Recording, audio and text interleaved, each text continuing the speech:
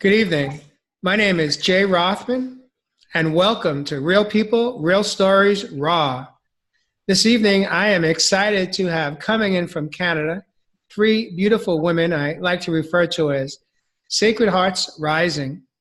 And I'm excited to have you in the studio this evening. Today's show is a little different than typically. We do come in live on Facebook. Unfortunately, for some unknown reason, Facebook has had some challenges today, and so we are not able to come in live. But as far as I'm concerned, we are alive, so we are here. I'd like to introduce Brenda Hammon, Holly Holmberg, and Laura Lee Harrison. Welcome to the studio. Thank you. Glad to be here. Thank you. If I'm correct, all three of you are coming in from Canada. Perhaps two of you are coming from Edmonton, and one of you are in from Alberta. Is that correct? Yeah, I'm currently in Calgary. Yeah. Oh, Calgary. Okay, beautiful. I'm in Alberta Beach. And so I'd like to really just introduce the reason that I invited you to come into the studio this evening. Brenda, you in fact have been on the show. A couple of months back, we had you in. Deb and I hosted the show with you, and you shared your backstory of the challenges that you faced in your life. And without getting into too much of the detail, this in fact is the second time you're stepping in the studio, and it's really to do a pre-launch for the next book in the anthology series, Sacred Hearts Rising. This particular book is book number 2.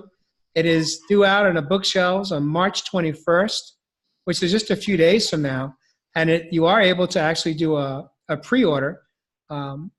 And the subtitle of the book is called Finding Your Wings. I'd like for you to take just a few moments here to kind of share why you actually started the anthology and share a little bit about the first book and leading into the second book, and we'll go from there. Okay, well, the anthology all started because I wanted to share my story of my granddaughter that had passed away when she was 7 days old. And I couldn't write it in a full book, so I thought, well, if I can write a chapter or an essay, then maybe other people would like to share different aspects of their life. So I put it out there, and people came on board, and people were referred to say, well, this one has a story, and this one has a story. So we handpicked all of the stories that went into book number 1. And it was such an overwhelming success of the journey that the women had taken, because we had all women in the first book, and there was profound healing that had happened for a large majority of the women.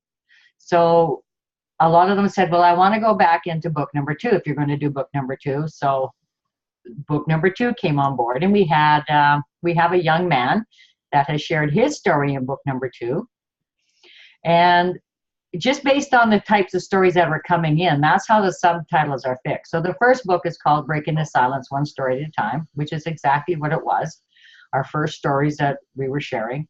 And the second one is titled Finding Your Wings, and it truly is, a lot of the authors are finding their wings. So we are now starting on book number 3, and we have more men coming in, which is fantastic because we all have stories. And there isn't any subject that is off limits. None.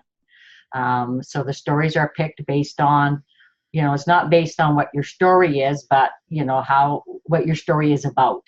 So yeah, it's been phenomenal, and a lot of healing happens. And you, Jay, are going to be in book number 3. I am, and most people are not aware of that. It's not something that I've really put out there. Cat's out of the bag. But the good thing is I did in fact send in my story over the weekend to you, Brenda. And yeah. So at this point, it's in the hands of the editor, and I am truly honored and humbled to have been invited to submit my short story and then to be accepted in the book. I'm really excited to be a part of the book number 3. Yes. By the way, for those of you that are not aware, Brenda is a 3-time #1 international best-selling author. She's won awards And in fact, you have been in 8 books. 3 of them are anthology books of someone else's undertaking. But on your own, you've got 5. And so you're quite the writer. I'm quite busy. Did you know that, was this like something that you had planned on doing, to be a writer? Was this like a career that you had envisioned, or you just kind of ended up here because of life circumstances?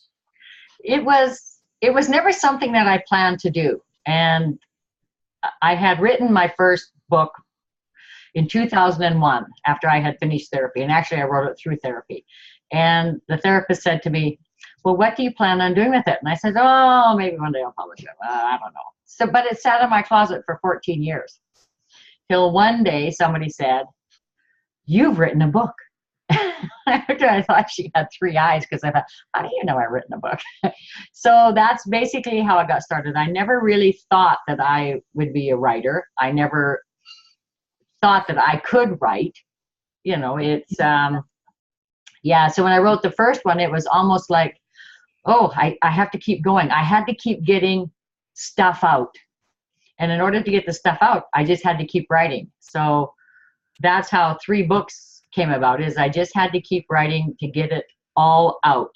And now in the Sacred Hearts, I've written very different stories in the 3 Sacred Hearts books. And none of them are from what I wrote in my own book. So it's quite interesting how many stories one gathers in their life.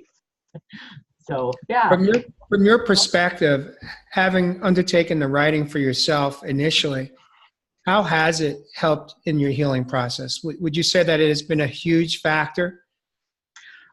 It has been a monumental, for me, it's been the monumental turning point. Because I had done 4 years of therapy, rapid eye movement. I had done all of that sort of stuff. And I got it, you know, I knew it all. But until I wrote it down, things hadn't really changed, you know, because I knew all of it, but I still held it in my heart and I still held it in my mind. And when I finally put it on that piece of paper and started to remove it, that's when it happened. And then when I published the story, that was another huge step in itself, because now it wasn't my story. It was the world's story. And now people are going to read my story and they're going to go, that sounds like my life.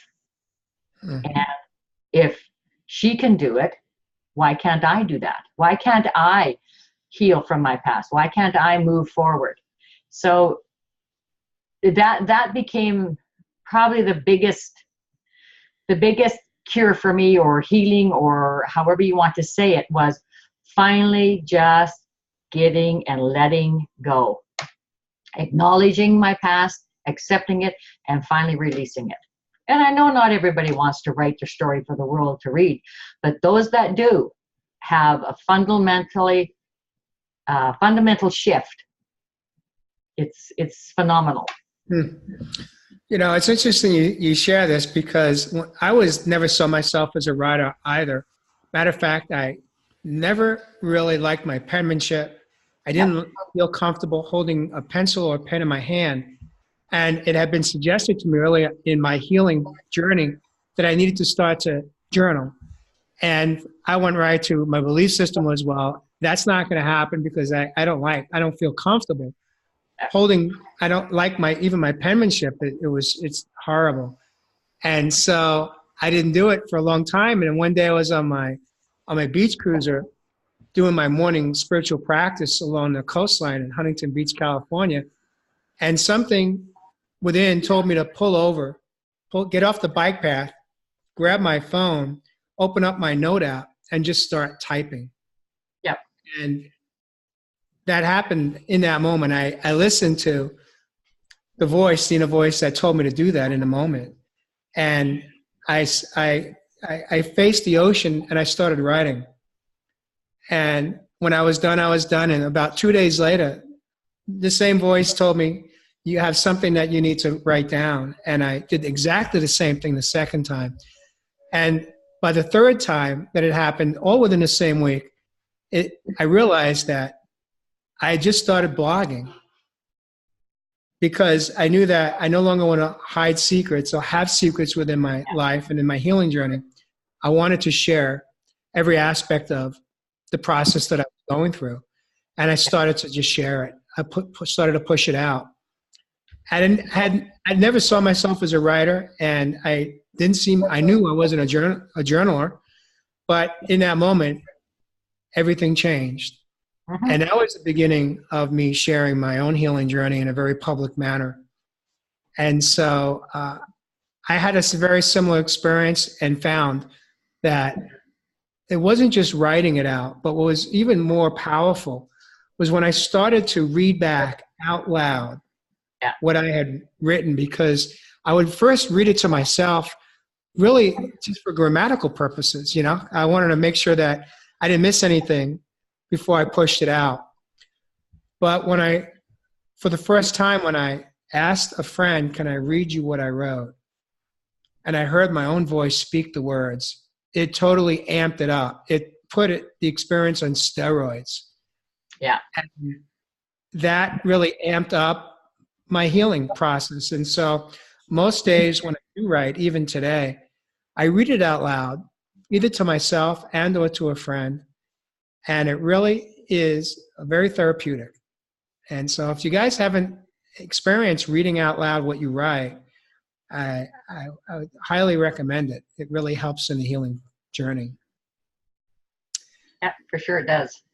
And so without further ado, both Holly and Laura, I learned early before we went on into this, in the recording live, both of you, this is actually the second book that you are going to be in. Both were, in fact, in the first book. So now you are authors, and you are about to have your second story published. Holly, it's a pleasure to meet you. And since you're in the top portion of this live, of this screen here, I just thought it was appropriate to have you start by introducing yourself and perhaps maybe sharing how you got involved, how you even heard about the first book, and how the first book and your story helped in your healing journey, and why you decided to move forward in the second, and we'll go from there. Well, thanks for having me, Jay. With the first book, I had met Brenda probably about 2-3 months prior to things kind of really kicking off with that book. And it was at a women's kind of convention, business growth, healing aspect. And when she stood up and she talked about what her anthology was going to be about, a number of the women that we jointly know kind of prodded me in the ribs and said, you got to tell your story, you got to tell your story. And I mean, I'm a intuitive healer, all of that myself. And I've been working with the people like me who've been through what I've been through. And I'm like, oh, yeah, no, I don't need to do that. But then after speaking with Brenda and her learning about my story in the first book, she says, definitely you have to share it. And for me, my story was. I mean, I'm one of those people, it happened, it's crappy, let's move on, I'm doing good, I've healed myself in a sense, and we'll just move forward, and it's what happened to me, no big deal. But then when I started working with the editor and making the notes and changes on that first story, and I'm like, well, it wasn't as bad as that. And the editor came back to me, and it was kind of my aha moment. And she says, what are you talking about? That was horrendous. I mean, I don't know how you're still able to function and on like this. And I'm kind of like, I guess that was shitty, excuse my French. And it's like, so then it was kind of really a grasp. And then my children were able to read the story as well, and especially my daughter who was really kind of in the guts of it with me. And she's like, yeah, Mom, that was a really crappy time for all of us. So, and then I had this past November, I was at a trade show, and I had a woman come up to me, and she looked at me and she says, you're familiar to me. And I'm like, okay, well, maybe you bumped into me in another trade show or something. And she's like, no, you're that person. And I said, well, what person? Well, you're that author. And I'm like, well, I'm not an author. I wrote in a book, and then she looked at me and I showed her the book and she's like, yeah, my therapist has this book. And I read the book and you're her. And I'm like, I'm who? I'm just me. And she says, no, your story is my story. And your story is what has allowed me to move forward and has allowed me to heal. And I'm just like, holy crow. And I mean, it still gets me leaking now, but that's when I shared it with Brenda and another mutual friend of ours, and they're kind of like, yeah, well, that's what this book is all about. So to have someone come up to me and not so much treat me like I'm famous, but to say that your story healed me and got me out of a traumatic thing that I would have died in if I hadn't have read your story. That was really kind of like, oh, I didn't think it was that powerful, but obviously it is. So sharing our stories, we never know who's going to benefit, and we never know who it's going to truly affect and how it's going to help them. So even for me, today, it's still very, very difficult to think that little old me has been able to help someone like that. I mean, I'm in my holistic industry. I've been able to help people in other ways, but sharing a story is not in a way that I thought was going to benefit anybody, but it's still quite, humbling in that respect to learn that that's what it's doing for people. In this moment, as you clearly got emotional, what is behind this in this moment right now? Why have you been affected as you've just repeated right now? Save someone's life. It's wow. She got out. She's still struggling, but she got out. She's not going to die at the hands of someone else. And that counts, and it saved her kids too. Yeah. Yeah. I thank you for being vulnerable in this moment and sharing this experience with the three of us, because what I love about you, Holly, is that there's a lot of humility behind what you just shared. And at the same time, you shared how you tend to minimize the difficulty that you went through, the experience that you went through, the pain, the trauma, and the suffering. And I find it interesting because when I wrote my essay and I was about to submit it to Brenda, I had some self-doubt.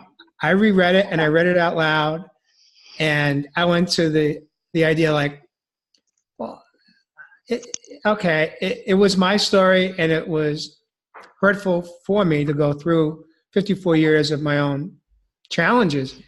But how important is this really? I also went right to minimizing, like it wasn't that big of a deal. Yeah. And so I'm humbled by what you just shared here tonight. And I respect you and honor you for having the courage to step forward and step out, and step out of your comfort zone and write and be willing to be a part of this incredible opportunity that Brenda provided to you. And so I'm just so happy for you. And I'm curious, when you finished the first story, and Brenda, I assume, invited you back for the second book, was your story more of an update as to where you're at, or is it a totally different story that you shared? It's a totally different story. The second story is accumulation of 3 years of just a downward spiral. And I hate to say downward spiral, but I mean, it's a story of life lumps. dealing with a lot of grief, having to go back and reconcile parts of me with the person that was involved in the first story. Definitely affected me in the second story. It's major loss, major grief. The people closest to me, losing some of them, and still, I'm not. There's no closure in my second story yet, because I'm still in it. Yeah. But it's,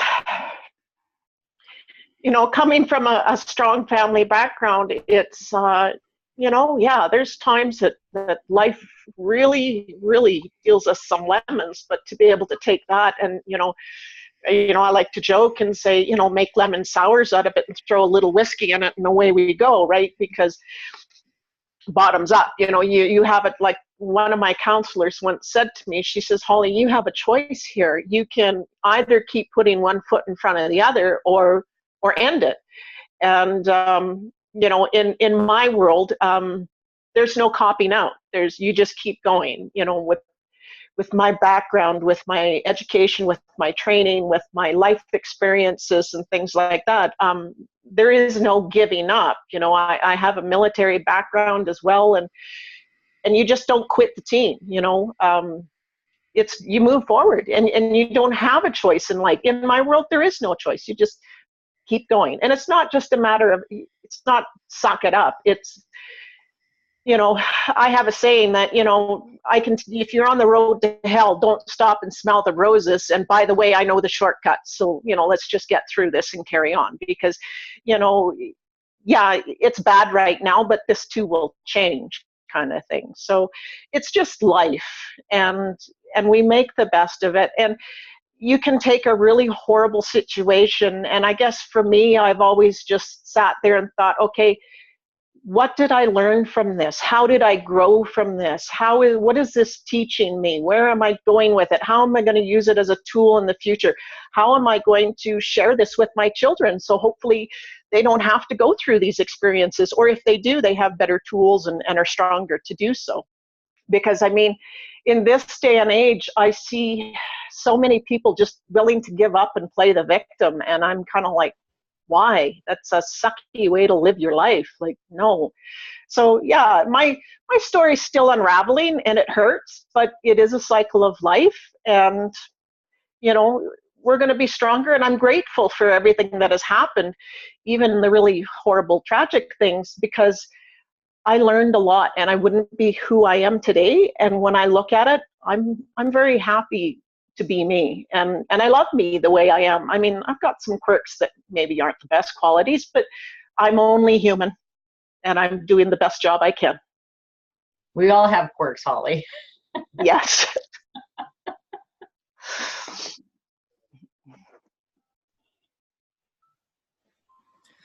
Sometimes silence is appropriate, and it's good. It just gives us a moment to just be. And, to still be in it and write takes a lot of courage. However, it's always easier to step in on the back end after we have, let's say, an ending of sorts, whether it be the ending that we want or not, it's irrelevant. But most people that step in, and whether it be in a show with me or in a book, is typically an ending that they're coming on to share or tell. And in this situation, as you clearly shared, it's still ongoing. You don't have the ending to the story. But you still were willing to step forward. Last night, I had a guest on from Australia on another show I do. And she's the first guest that stepped in that doesn't have the healing ending to her story. She's fighting, she's been battling stage 4 lung cancer that metastasized throughout her body. And she's on her healing journey. She is going to make it, but she doesn't have that happy ending yet. She can't declare that she is 100% healed. but you had the courage to step in and share, because we're all on a journey of some sorts, and to wait until we have that ending. Sometimes when we step in the way you did, that actually helps get us to through the process quicker on some level. And so I just wanted to share that with you, and I honor you for having the courage to step in, and even without the ending yet. But no, the most important thing I heard you say, Holly, is that you understand that behind pain, every moment of pain and trauma and grief that we go through and wounds, there's a lesson and there's growth opportunity behind it. And once we figure out what that is, it really helps the process move along as well. And so thank you for sharing that. Yeah, one of the biggest questions I'm always asked with people who know my story and know my background, they say, how do you do it? How do you keep moving forward? And I told Brenda that halfway through the second story, I said, I can't do this. I mean, I was going to back right out, and she held me to it. You know, she kicked me in the bum and said, no, you can't. So she made me face it, and I knew she was right. But I guess for me, with the second story, is everybody has to deal with this in some shape or form. And it's like, if I can share just even in the middle of the tornado, how I move forward, maybe somewhere out there, when somebody's going through their own private hell, that they can learn that, you know, when you're on that road, you just keep putting one foot in front of the other. You don't need to see the whole distance. It's just one foot in front of the other. So I guess for me, sharing the second story is that the second story is called The Power Within. And yeah, it's digging deep and finding that strength in yourself to say, yep, it's just life, and next week it could be different, and you know, I could win the lottery and away we go, kind of thing. But you know, it is honestly just life, and if we don't live it now, what are we doing? We only get one, right? So moving forward, learning how to just move forward. When my granddaughter died, I thought, you know, like, I couldn't understand, or I couldn't fathom what my daughter was going through, because this was her child.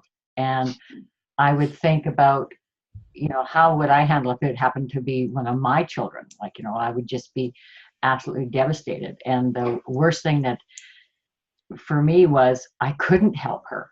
Like, I couldn't do anything. My hands were tied. And we stayed with Jaden for the full 7 days that she was with us, like 24/7. Nobody ever left. And I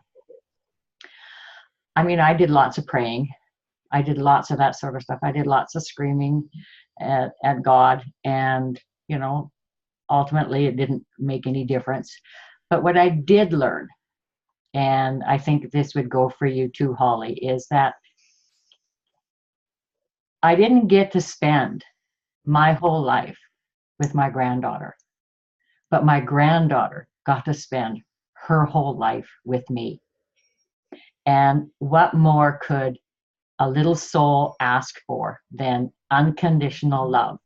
And for you, what more could those people have asked for than to have you in their life? Like, you made a difference in their life. And it hurts. It hurts like hell when they are gone. But I look at Jaden and I think, wow, how much she changed my life. In 7 days, how much she changed my life. She taught me to live my life to the fullest, because hers was 7 days. Mine has been 62 years. How long more do I have? I don't know, but boy, I'm going to live it at full tilt. And I know you are doing the same thing to honor those people that have gone too early out of your life. Absolutely. Yeah. Absolutely. It really shoves life in your face, if you will. and Yep. it's not a bad thing. No, and it's something we're all going to go through. So Yep. one time or another, we're all going to go through it. It's how we Yep. deal with it and how we come out the other end. That is the important part. And you, my dear, are coming out the other end. Even though you say you're still in it, you are coming out the other end. And it's okay to feel that pain of the loss. It's okay to feel all of that because that is part of the healing journey.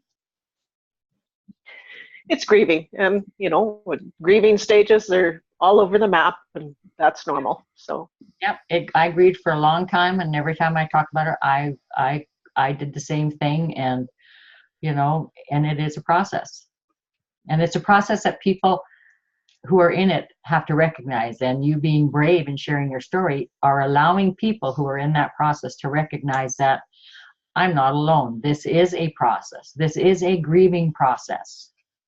And it is totally normal. We sometimes forget that, and we sometimes aren't allowed to talk about the losses that we have in life. It's like, oh, it's happened, get over it, or however it is, whether it's a stillborn baby or it's your grandparent. It doesn't matter. Loss is loss, and it needs to be talked about. It needs to be acknowledged so that you don't shut it in. So, yeah, I applaud you, my dear. Brenda, Thanks, how did you find working with Holly? What was Holly like to work with through both books? Well, let's put it this way. We went hiking one time in the forest with Sitka trees, and the guy told us that there's Sasquatches. And she could run faster than me, that I was going to be the bait for the Sasquatch. So, so old lady can't run fast. That's basically what she said. But so Holly and I have a different relationship, and I think it's based on a lot of mutual respect. And yeah, when she said, I can't do this, and I just said, yeah, you can, and you are. And, I find working with all of the authors, each one of them is very different. And sometimes I have to be more tougher to help them through.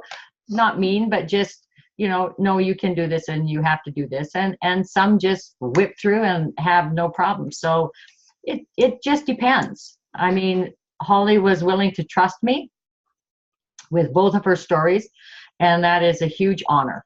That is a huge honor for me to have anybody trust me with their stories. So yeah, she was a lot of fun to work with. Holly, Holly, I'm going to give you an opportunity now. This is called payback. What was it like for you to work with Brenda, who has done a lot of writing? She already was an established published author, and here you are thinking that, well, you said yes, but how was it for you having Brenda? With the first book, I didn't know Brenda as well as I did for my second story, and I just kind of was, I guess maybe in a way I was a little aloof. Brenda with her stories and things like that. I mean, anybody who's been through the things we've been through, I guess in a way we kind of have a guard and a wall, and we just don't let anybody in easily. So the first book was just, it is what it is. The second book, because Brenda had, her and I have had an opportunity to get to know each other. We have a lot of similarities. We giggle and joke that, yeah, she could be my mother if, but she would have been very, very young, kind of thing. And well, I would have been too. yeah, exactly. But I guess in a sense, I look at Brenda as kind of a big sister. She's been through the ropes too, and we know how to push each other's buttons, but in a good way as well. I mean, yeah, we know the bad ones too, but But she was able to say, yeah, you're whining, kick you in the butt and say, come on, you know you can do this. You're just, you're being slack in a way, and pull your head out of your bum and move forward. And I cussed her. Oh, trust me, I cussed her under my breath, left, right, and center. But I mean, I knew she was right. We both have a horsey background, so that English training kind of came through in that respect. And I'm just gritting my teeth, but I knew she was right, and I knew she was coming from a place of love, and she didn't let me quit, and I appreciate that, and I do. I love Brenda to death, and we get up to some crazy antics when we're together, but there is a group of us that yep, we do that, and if somebody embarrasses easily, we'll take full advantage of that, and we're having fun. We're not out to hurt people, but by God, life is short, and we're enjoying every minute of it. And yeah, we're crazy, but that's the way we are, and it's all good. So working with her is a lot of fun. Don't be put off by her excuse my French, but bitch face that she can come across with. But we all have that when we've been through what we've been through, and she's a good-hearted, kind soul. And yeah, no, I've loved working with her. And we don't spend enough time together on a personal level, but when we do, we make up for it. So it's been great. Which story of the two that you have authored was more difficult for you to write? The second one. The first one, I mean, I lived that story for 20 years before I got out and moved forward, and I just kind of chalked it up to it was what it was. The second story, it's really deep in my heart. The people I care about have been affected most by the second story, just because of the amount of loss that's been involved with it. And it's directly affected my two children as well in an astronomical sense. And I think as a mother, that's the hardest thing, is you never want to see your children hurt. So, there's been a lot of that has to come through it too. And just dealing with that. And then in the second story with the individuals involved in it, the one for sure, there's definitely ghosts from the past that had to be dealt with for my children and for myself. But at the same time, it was a closure, but not a closure. It opened up a whole new can of worms, but it's allowed my children and I to talk and discuss and be open with the rest of of the world in dealing with that kind of sudden loss that usually has no explanations, right? The other two individuals, the one is still very much alive, and I'm grateful for every day. The other one was just like, wham, it happened, and it really made you think. Everybody has plans in their day, and what happens when your life ends and you don't get to make those plans. So yeah, the second story is, it's very much of the heart. It's not, it's sure it happened to me, but it's really a heart-ripping thing. And it's affected our whole community and the people involved in our lives, because these individuals were directly affecting everybody in our lives. It's been, a major part of our lives, and mine for, I hate to date myself, but 49 years, right? So it's the second has been the toughest. It's, like I said, it's still ongoing, and it's just life. Yeah. How old are your children? My son is 25 and my daughter just turned 20. Beautiful. Yeah. I was only one when I conceived. I'm your miracle baby, hon. You are. I have a suspicion that by you having the courage to step forward and step in to the Sacred Hearts Rising anthology, you have really shown your children how to make healthy choices, because this is I think such a huge part of your healing. And by by coming forward and sharing your truths in these two stories, in these two books. You're impacting strangers' lives, as you shared earlier in this segment. And what a beautiful mentor and teacher you are to your children today. And not knowing if you minimize that or not, it doesn't matter. What matters is what I just said is the truth. And whether or not they even are aware of how much the work you have done with Brenda is such a beautiful gift you have given your children. And I wouldn't be surprised if some time down the road, they decide to step in and start to share their own stories of sorts, and with Brenda or with you, and in some future book. It's just something that just came to me in this moment right now. But what a beautiful gift you've given your own family members and yourself. Yeah, I mean, anybody who's a parent knows that you do your best for your children, and my children have told me they're very, very proud of me, and for what I have done and the things I've accomplished, in the last 3 years. Sometimes I wish they would use those things that I've shown and taught them a little more, but people are people and children are children.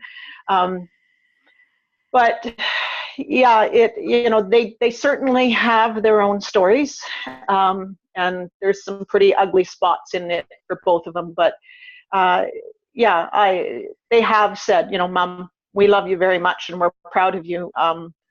But we're still going to do what we want to do, and they're children, right? So that's what they do. But I guess if I left tomorrow, I've made the contribution to my children and given them the tools that I could.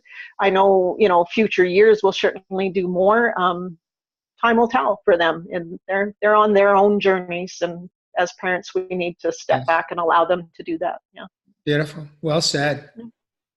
I still am learning how to navigate through that part of parenting with 3 sons in their 20s. So I'm with you, kid. Sometimes it is hard to let go and to let our children live their lives. And I think every parent goes through that. And my kids will certainly tell you it's the truth for them too. So, because they will probably watch this and say, yeah, Mom. Yeah, Mom. Yeah. So, it is hard to let them fly and, watch them tumble and fall sometimes, but they do gain their strength and they do gain their wings and they fly their own solo journey. So, just like we all had to. So it is, I think the tools that we give them is our wisdom, and we don't know what we've given them till they surprise you one day. Yes, absolutely. Mine certainly have surprised me in learning things from me that I had no idea that they had. So, it is a journey. Yep. And other times it's, they were listening. Yeah. Oh, that's with them after all. Amy. And your turn will come, Laura Lee. Mark my words, your turn will come when your little guy gets to that age. Really? Yeah. Laura Lee, your time has come right now. Welcome to the show. You have been so patient. You have been such an amazing listener, taking it all in. But now it's your time to step in and share where this all began for you and how you got involved. This, in fact, is your second co-authoring of the second book in the anthology. I'd love to hear how you got involved with this project initially and what it's been like for you navigating through the first and the second. Yeah. Well, one of the other authors, Daphne McDonough, was over at my house one night and sitting in my chair with my dog and my kid running around, and she's like, and I barely knew her at this point. I didn't know her very well.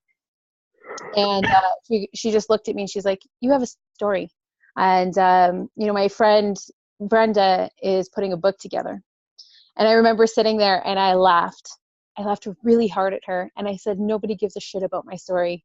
No, I don't want to share it. And she was like, okay. And I was like, okay. And then she sent it to me anyways, the little write-up that Brenda had with the picture. And so I looked at it, and the next day I go to work and I'm sitting on break with my friend, and I'm like, this crazy friend of mine, Daphne, she's told me that I have a story to share and I should write this chapter in this book. And she looked at the thing and she's like, you should. Most people wouldn't be able to live life the way you are with what you've gone through. And I was like, no, I don't think so. Same response, like nobody cares. And then I thought, okay, fine. So I go back, sorry for the dogs. I go back to work after my break, and I just looked up Brenda, and then I said, okay, fine. I'm going to submit. She's not going to pick me anyways. So I submitted my story, and within an hour, Brenda reached out to me and was like, I want you in the book. And I was like, wow. And then, so we talked back and forth a bit, and then she sent me the contracts. And like an hour later from that, I signed the contracts, and then I went on lunch, and then I cried all my lunch break. And then I pulled myself together to go back to lunch, and I was walking along this building, and I saw the windows for work. And I remember just standing on the corner, bawling my face off again, pulled myself back together because I was late now, get back into work. And that's how it started for me. And what were behind those tears? Were those tears of joy? Were those tears of, what was that? What was that for you? What was there? Those were terrifying tears. Those were somebody sees me, I think, too. Somebody or people, because now I've had 3 people within less than 24 hours validate to me that I have a voice, I have a story, I have something to share. When similar to Holly, I just thought, it is what it is. It's life. Get over it. Move on. You know, there's no point in talking about it, drudging it out, whatever. And so, yeah, so that's kind of where I was coming from. And it was really strange to have people say, no, you have a story. You should share it, or you could choose to powerfully share it. And so that's what those were. And they didn't stop for the entire time. The tears did not stop at all for the entire even the summit and stuff. So Yeah, it was amazing. How difficult was it for you to, when you submitted to Brenda was more of an outline, and then when you actually got into the actual writing of the story, how did you find that process to be, and did you find it healing in some way? The first book was completely re-traumatizing. Every aspect of it, I procrastinated like nobody's business. Brenda was constantly messaging me, hey, I need your story. And she even gave me a little bit of an extension because I had procrastinated so much. And I would write it, and then I would stop, and then I would write. And I was so, to the first story, I was so factual. Even though there was a lot of emotion running through my body, and the tears and the emotions, all that stuff was there. The actual story itself was completely factual the first few times I wrote it. And so it was really hard for me to get in there and really put the emotion into the story. And it was really hard every time I had to go back and reread, to proofread and to go through and to edit and stuff. It was really, really hard for me. So it was completely re-traumatizing. Summit was also re-traumatizing for me, but it was incredibly healing. As re-traumatizing as it was on 100% more healing every time. You mentioned the summit. For those that are not part of the co-authoring, what in fact is the summit? The summit is an annual event that we hold, and it is to honor all of the authors who have stood up and shared their stories. So we have speakers. Some of them want to speak on the stage and some of them perform. It is a day of a lot of surprises because I am good at keeping surprises from the authors and springing it on them. They're all good surprises, at least I hope they are. And Laura Lee graced us with singing, and one of the authors that was in the first book came up to me and she said, part of her speech was, she had read my very first book, and in my very first book I used to sing the couple lines of Amazing Grace, you know, how sweet you are that saved a wretch like me. And I used to just emphasize wretch, and I was screaming at the top of my lungs while I was out riding my horse, escaping from my abusers. And she said that resonated with her. So she came up and she gave me a plaque, and Laura Lee asked if she could sing Amazing Grace at the end of the summit. Well, most people look at Amazing Grace as, you know, the funeral song. You know, everybody plays Amazing Grace at the funerals and things like that. But this was a rebirthing. And Amazing Grace was sung in a rebirthing of all of the people that were there. That it wasn't a sad song. It was an empowering song.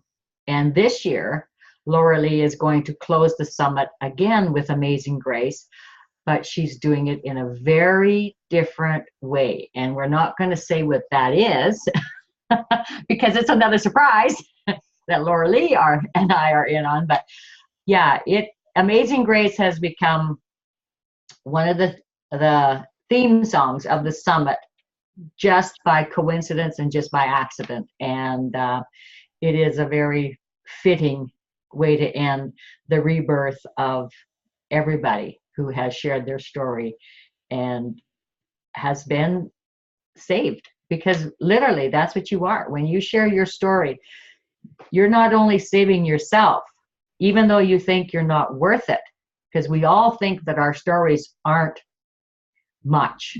It's not much. It's not worth it. Nobody wants to hear about it. Our stories bloody well matter. And they bloody well matter to the world. And they bloody well matter to us. And our stories are big. And we downplay them. And the summit is there to say,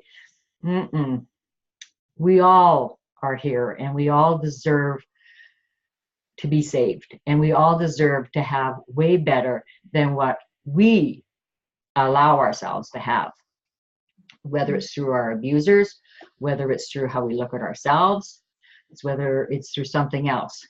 We all deserve way better than what we have been dealt with in life. And it's a chance to honor that we have taken that step and have created something better for ourselves. Had you sang that before in a group setting, Laura? Yeah, I actually sang Amazing Grace at my uncle's funeral a few years prior, but I've always sang it. I've always loved it. I also sang another song that I had never sang in public before, and so a few years back I actually quit singing. So the last time I sang was my mother's funeral, and I quit singing, and so it was quite a thing to sing for people again and get up on stage and put myself out there, and with that, so with both. How was writing your second story? Was it a new story? So totally different topic, a different experience that you have navigated through in life? Yeah. So I really wanted to join the second book, but I was like, I don't really have any other stories. I have a lot of stories, but there's a lot that I won't share for a very long time, for reasons. And so I was like, I have no other stories right now. And I had a boyfriend in my life at the time, and all these emotions kept coming up. And the biggest thing was I couldn't tell him things. And I was like, what is this? What's going on here? And then some memories flooded back to me, and I'm like, oh, I have a story. So yes, it's a completely different story than what I originally spoke about. And it's something that I didn't actually realize was affecting me or my relationships, for that matter, to the extent that they were. So it was really eye-opening writing the actual story, which is, I feel weird saying this sometimes, but it was such a beautiful and incredible experience the second time around. I was really creative. I was able to let it flow. I got it done really fast. There was no procrastination at all. It was something I was excited about and excited to put on paper, even though it was a horrible topic to speak about. It was a beautiful experience to write. So, yeah. It's a testament to the amount of healing that you have gone through from writing your first story to your second story, on how much of a shift happens. And it is incredible. It really is incredible. Mm-hmm. You mentioned Daphne. So she was an author in the second book or the first? Both. Both. Is she going to be in a third book? I don't think so. She hasn't said anything.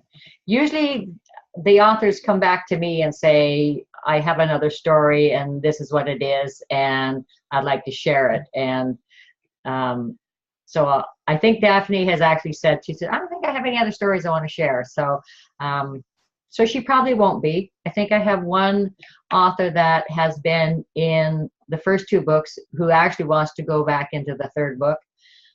And it's a completely different story again.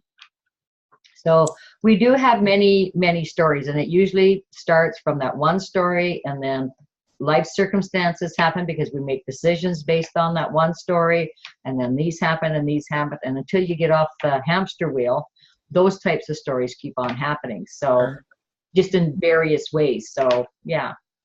So my understanding is there's a few other co-authors that have actually come into the studio and been on Real People, Real Stories Raw that are going to be in the third book, and that is, my understanding is Nancy. Is that correct? Nancy is in the second book, yeah. And then there's Deb, who is on sabbatical right now, doing some self-care, taking care of herself. Yeah, Debs is in the third book. Taqwa from Pakistan is in the third book. Who else have you had on the show that is going to go into the third book? Well, you're in the third book. We have two other men that are going into the third book, which is phenomenal because men have stories also. It doesn't just happen to women, it does happen to men. Men aren't as free to talk about it because, I think little boys are taught that, you don't share your emotions and you don't talk about it. And I think as much as women have guilt about what has happened to them and shame and fear, I think men probably have a little bit more, especially if it's about sexual abuse that has happened to them. I think they carry it a little bit harder because of their gender. Because how could this have happened to me? I'm a guy or a boy, and I don't want to, I have to be careful how I say this because I don't want to piss off anybody, but all through our time, it has been fundamentally accepted that this happens to women. And it seems to be okay that it happens to women. And society and laws and all of that, well, it's okay. It happens to women. It's just one of those things. And I mean, this isn't new. It's been going on for centuries. Women have been victimized, brutalized, all of that sort of stuff. But I think when it happens to a man, they literally have no place to go. Who do they talk to? Women can sometimes talk to their girlfriends or can sometimes do that. Not too often. I mean, I certainly couldn't tell.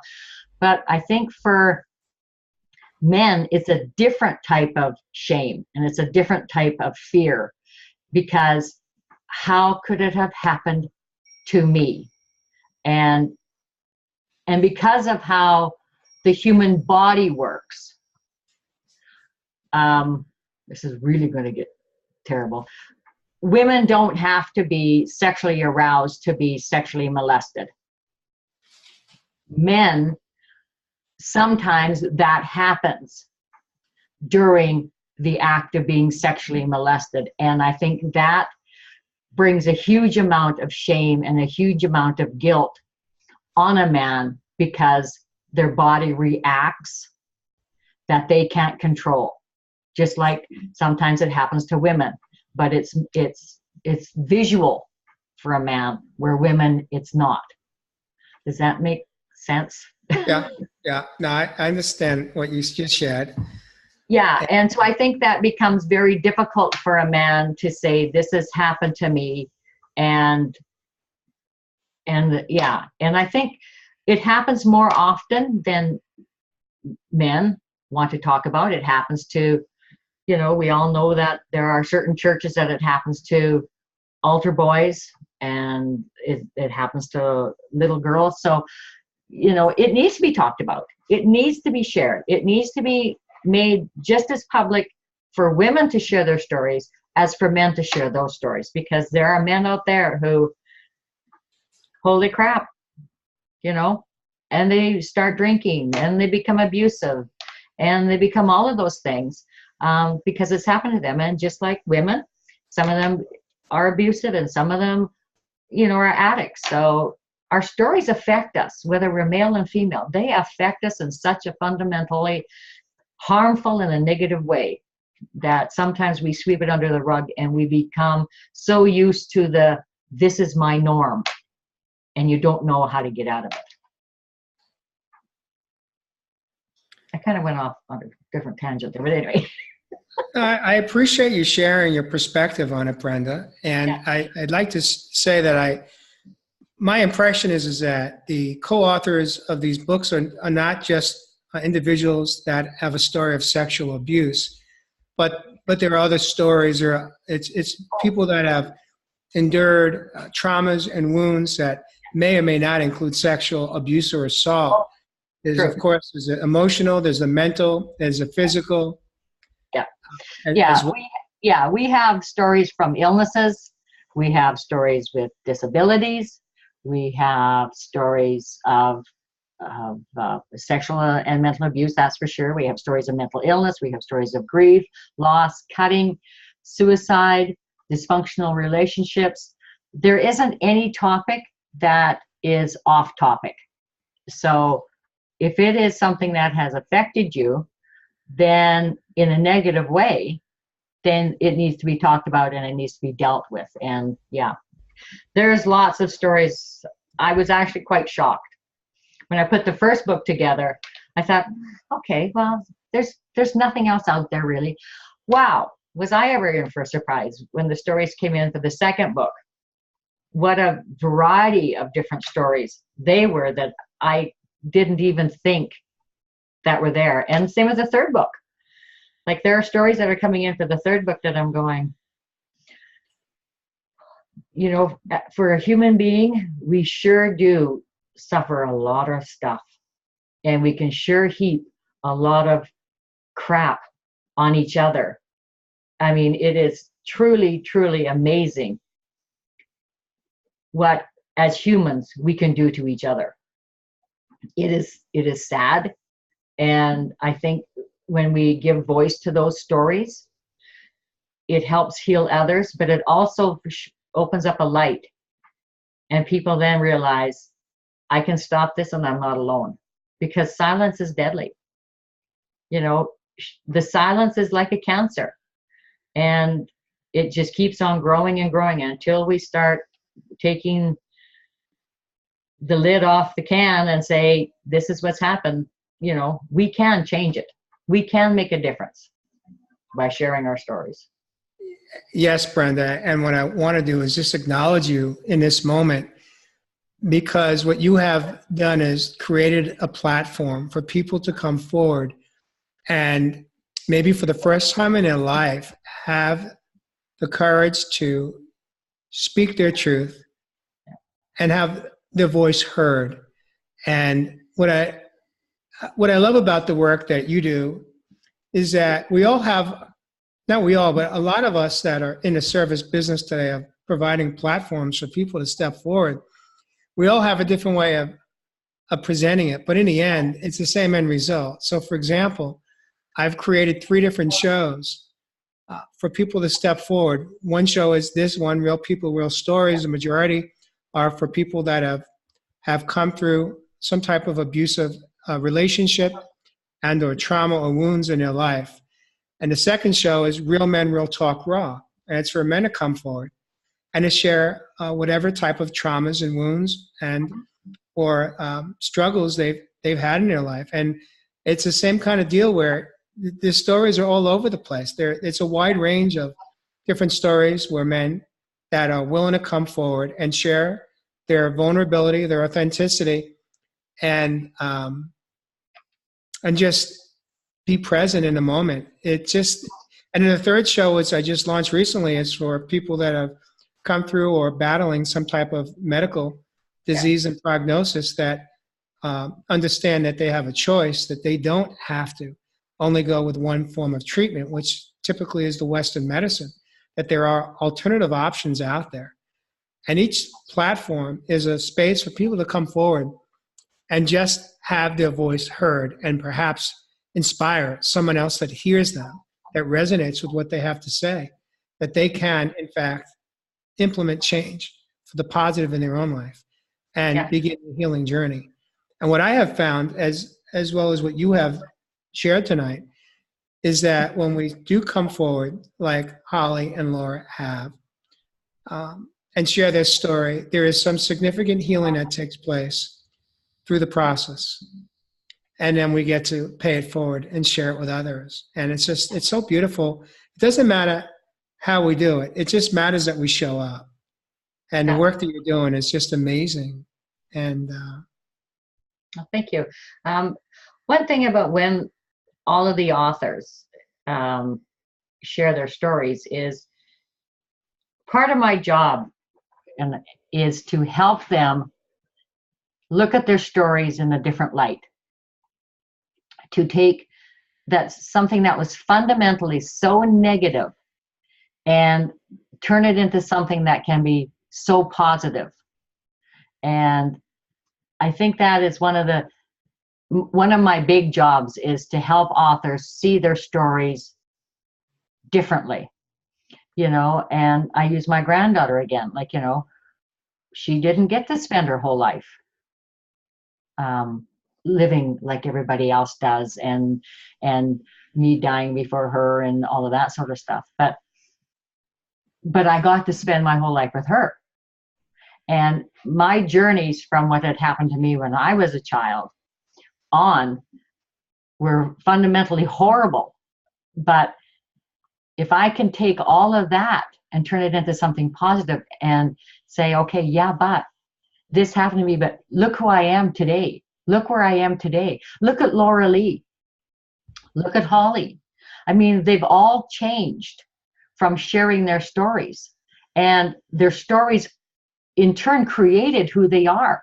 They're both strong, beautiful women. They're out to take the world on by storm. And that's despite the stories that had happened to them.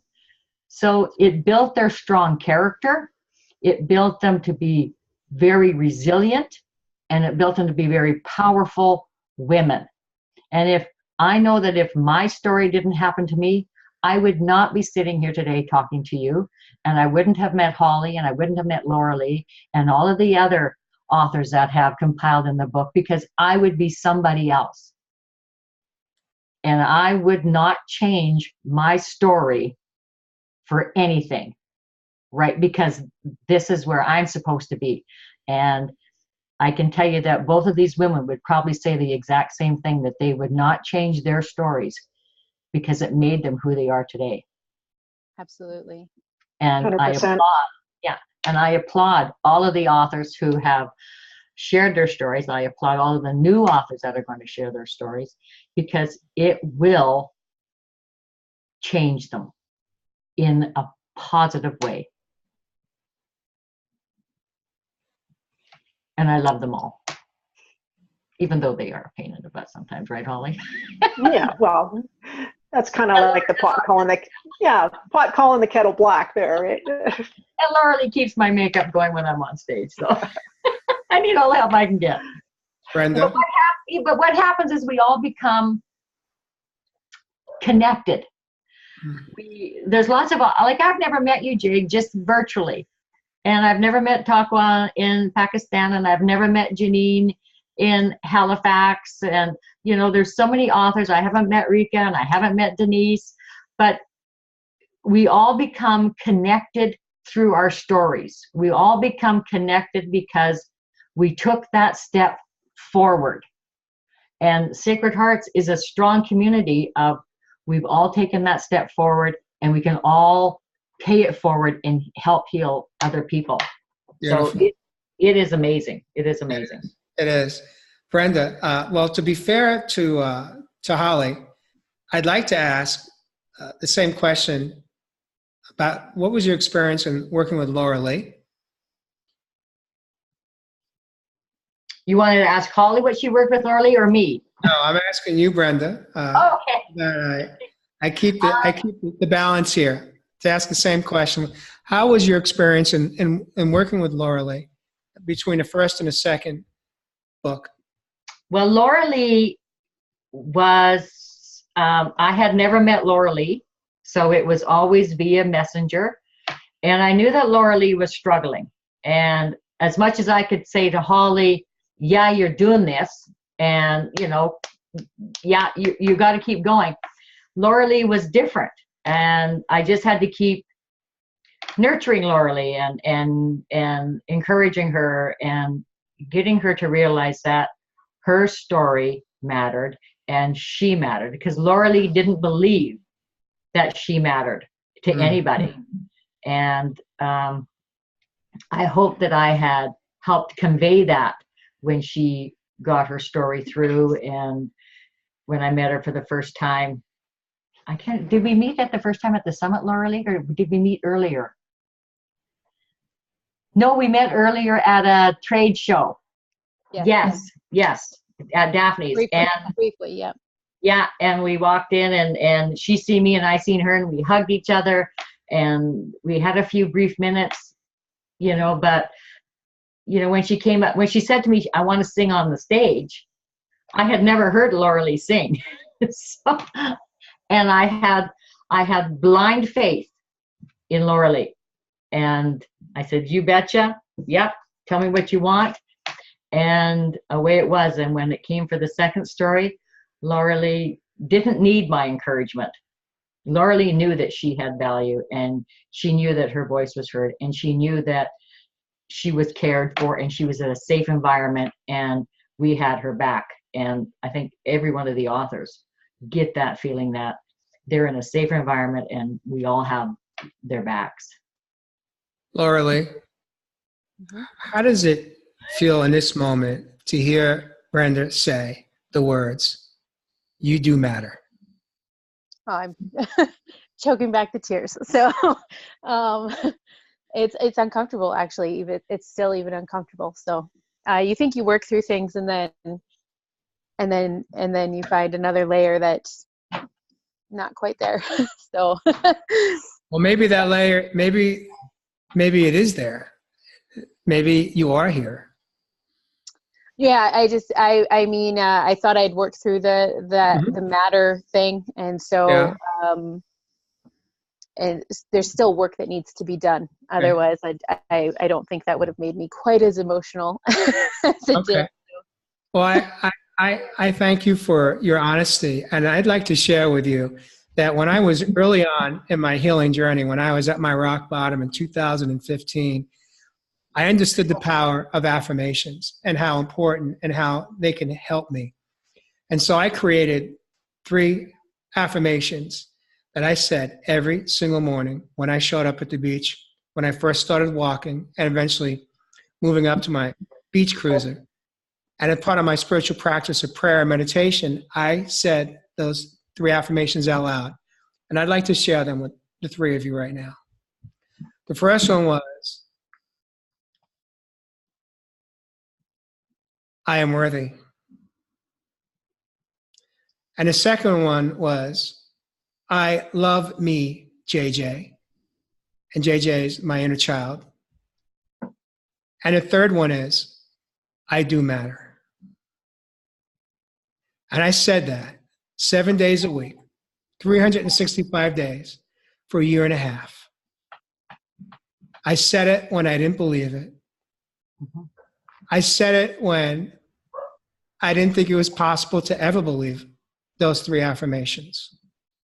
I said it until I started to believe it and started to feel it. I'd love to hear you say that affirmation right now out loud, if you don't mind. Okay. Are you willing to say it? Yeah. I am worthy. I love you, my mini me, my mini Brenda, and I do matter.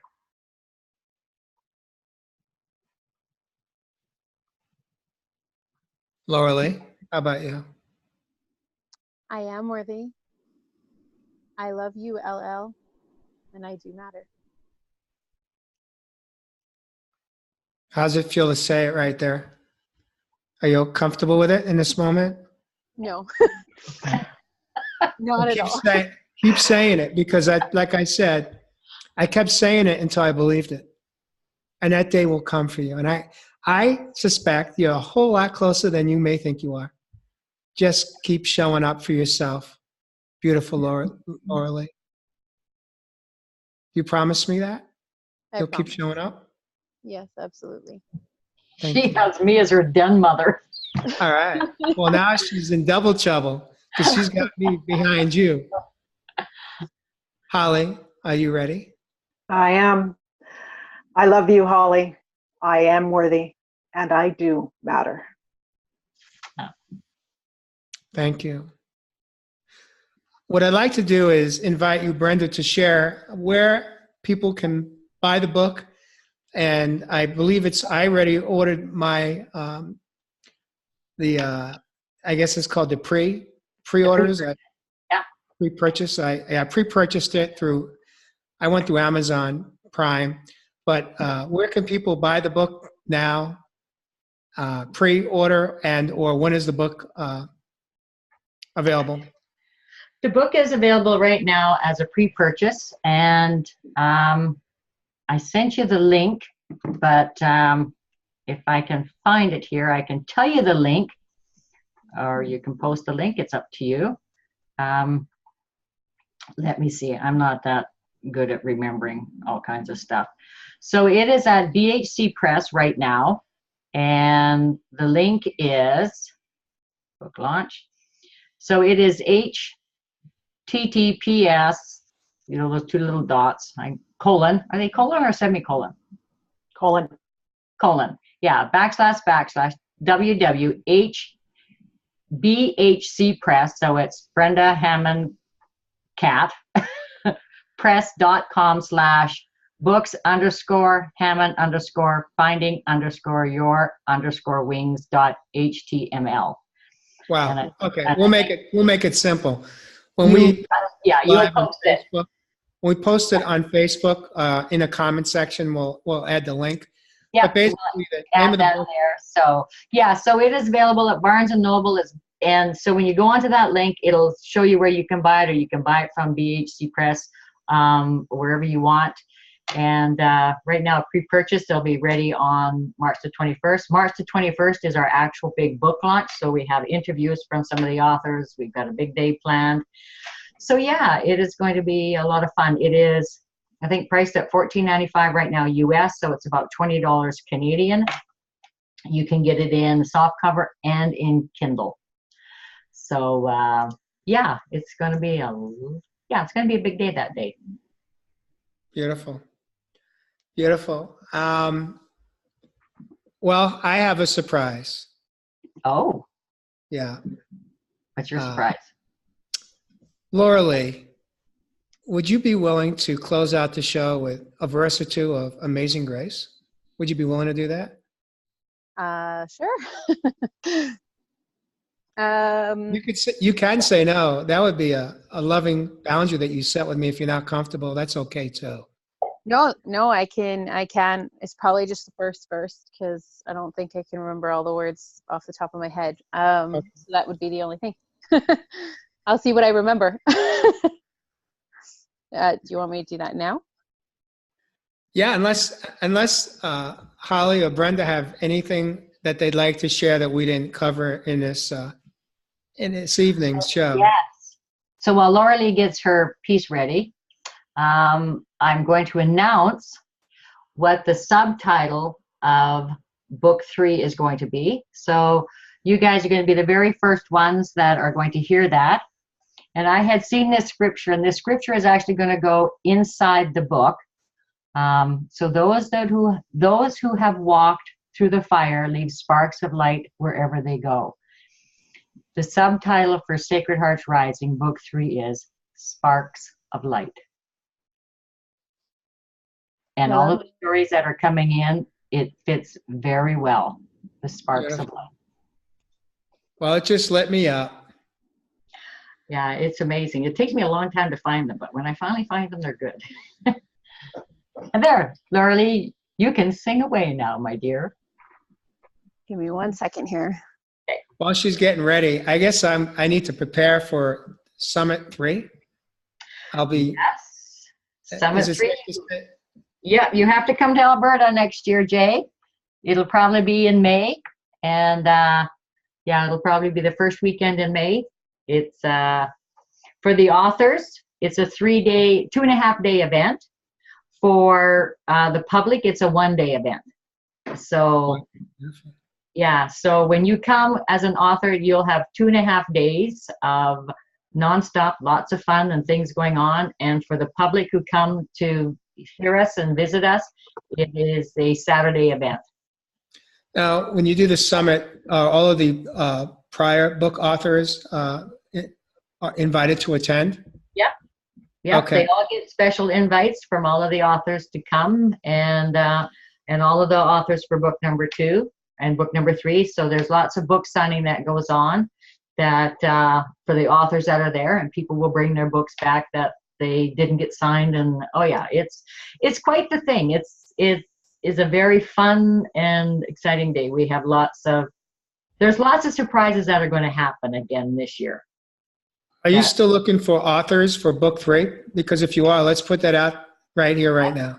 Yes, I am looking for authors for book number 3, so they can go to my website, which is sacredheartsrising.com, and there's a button that says share your story, so they can give me just a little bit about what their stories are about, just point form, and then I figure out if the story is where we need it to be, or if it's something that we can put into the book, and then I contact them and say yes or no. And as you know the drill after that. So yeah, it's I'm very careful of what stories go in the books. They have to be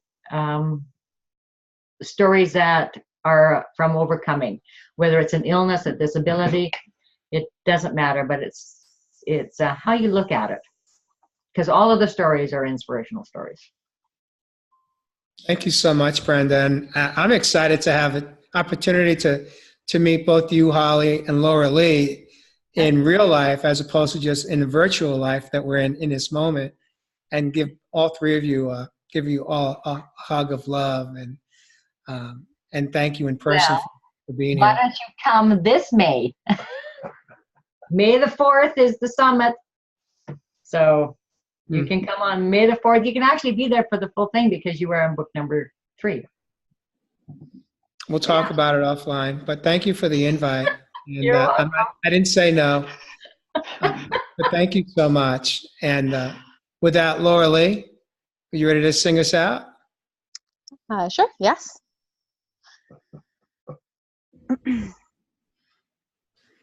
Amazing grace, how sweet the sound that saved a wretch like me. I once was lost, but now am found. Was blind, but now I see. 'Twas grace that taught my heart to feel, and grace my fears relieved.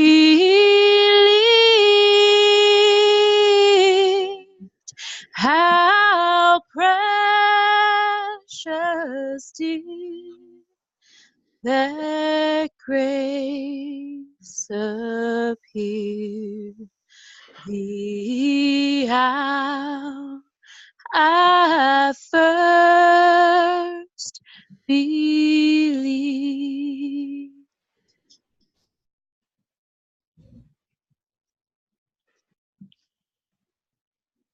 That was just beautiful.